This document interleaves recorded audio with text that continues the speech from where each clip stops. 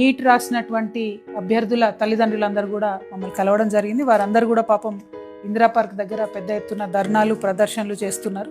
వాళ్ళందరూ కూడా వాళ్ళ పిల్లల భవితవ్యం కోసం చాలా ఆందోళనలో ఉన్నటువంటి విషయం ప్రభుత్వం సీరియస్గా తీసుకోవాలని చెప్పి నేను డిమాండ్ చేస్తూ ఉన్నాను.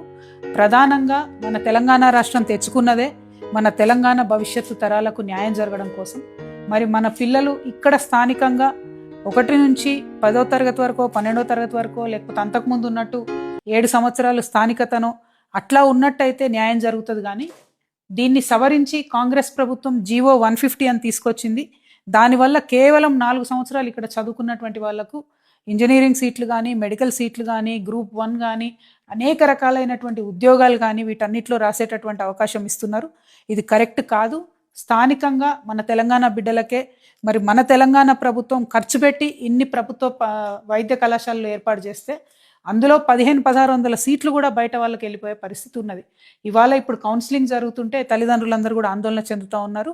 మేము ప్రభుత్వాన్ని డిమాండ్ చేస్తూ ఉన్నాం, ఇప్పటికిప్పుడు మీరు జీవో రద్దు చేయలేకపోయినా సప్లిమెంటరీగా మీరు ఇచ్చేటటువంటి 4 ఇయర్స్ స్థానికత ఏదైతే ఉందో దాన్ని మీరు చెక్ చేస్తూ కనీసం 1వ తరగతి నుంచో 4వ తరగతి నుంచో ఒక 7 సంవత్సరాలు మన తెలంగాణలో చదువుకున్నటువంటి పిల్లలకు ప్రయారిటీ ఇవ్వాలి. దాన్ని మీరు గవర్నమెంట్ మీరు సవరించుకునే ఆస్కారం ఉంటుంది. నీట్ ర్యాంక్కి దాన్ని అనుసంధానం చేసుకొని మరి స్థానికత బేస్డ్ మీద అడ్మిషన్స్ ఇవ్వాలని నేను డిమాండ్ చేస్తున్నా.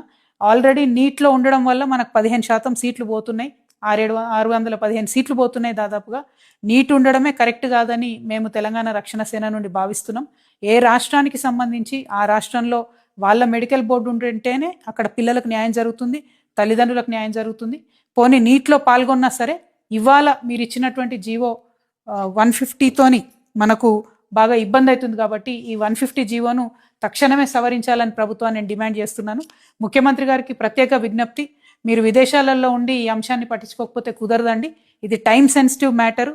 కరెక్ట్ 1 వీక్ లోపల 1500 మంది పిల్లల భవిష్యత్తు ఆగమాగం అవుతుంది. కాబట్టి మీరు ఎక్కడున్నా సరే మీ ప్రభుత్వం చర్యలు తీసుకోవాలని చెప్పి మేము డిమాండ్ చేస్తున్నాము. Thank you. జై తెలంగాణ.